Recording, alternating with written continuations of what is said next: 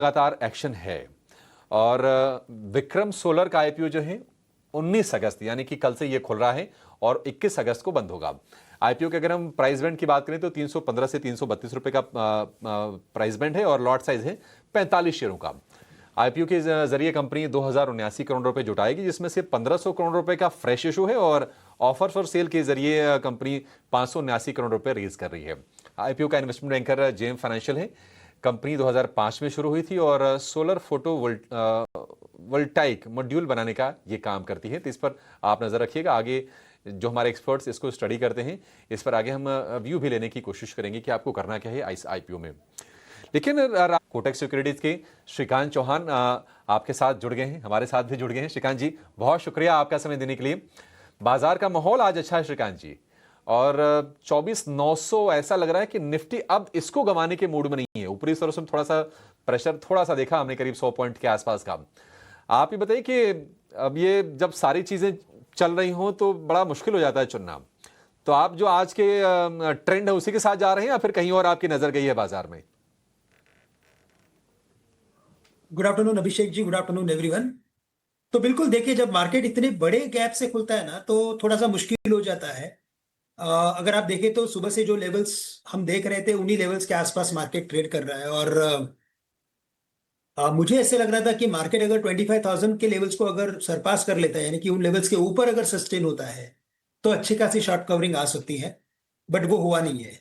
तो अभी ठीक है, अभी मामला थोड़ा अटका हुआ सा है। 25,000 के ऊपर अगर जाता है तो मार्केट में रियल स्ट्रेंथ और बढ़ेगी, क्योंकि एफआईएस की तरफ से जो बड़ी शॉर्ट पोजीशन है वो मुझे लगता है कि तभी एक्टिव हो सकती है, यानी कि अनवाइंडिंग के लिए, जब मार्केट किसी क्रूशियल लेवल को क्रॉस करे। ओवरऑल मुझे ये लग रहा है कि फॉर द टाइम बीइंग हमें मार्केट के ट्रेंड के साथ ही ट्रेड करना है, क्योंकि मार्केट ने कम से कम 30-32 दिन का ट्रेंड दिखाया था एक ग्रेजुअल डिक्लाइन का। उसके बाद की ये रिलीफ रैली है, तो ये रैली और थोड़ी चलेगी। मार्केट इवेंचुअली 25,250 25,300 के लेवल्स ला सकता है।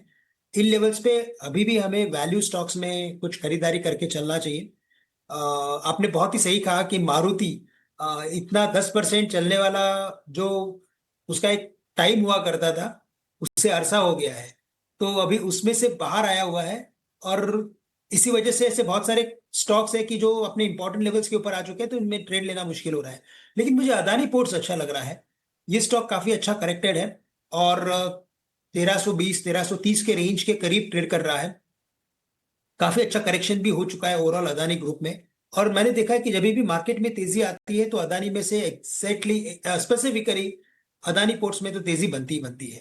तो करंट लेवल से अदानी पोर्ट्स में लॉन्ग की पोजीशंस बनाई जा सकती है। 1400 का टारगेट्स रखें, 1295 के स्टॉप लॉस के साथ इसे खरीदना चाहिए। साथ ही साथ मुझे लगता है वीआईपी इंडस्ट्रीज, यहाँ पे भी एक नजर होनी चाहिए। इसमें एक बड़ा डील हुआ था कुछ 1.5-2 महीने पहले। उन्हीं लेवल्स के करीब आने के बाद इसमें एक रिबाउंड बना हुआ है। मुझे लगता है ये भी स्टॉक करंट लेवल से खरीदा जा सकता है 424 25 26 के करीब। 407 रुपए का स्टॉप लॉस रखे। स्टॉप लॉस थोड़ा बड़ा रखना है क्योंकि ये स्टॉक वैसे वॉलेटाइल है, बट मुझे लगता है स्टॉक कम से कम 447 या तो बेस्ट केस में 470 के लेवल्स दिखा सकता है। तो वीआईपी इंडस्ट्रीज और अदानी पोर्ट्स करंट लेवल से खरीदा जा सकता है। ये दो शेयर अडानी पोर्ट और वीआईपी इंडस्ट्रीज थोड़ा सा लीक से हटकर आपके लिए स्टॉक पिकिंग की कोशिश है। अडानी पोर्ट के लिए 1400 का टारगेट और वीआईपी के लिए जो टारगेट है वो है 447 रुपए का। तो ये दो ट्रेडिंग की पिक्स आपके लिए। लेकिन बहुत सारे लोगों के मन में ना सवाल ये भी उठ रहा होगा कि क्या बाजार की आज की जो तेजी है या फिर शेयरों में जो रौनक है, क्या वो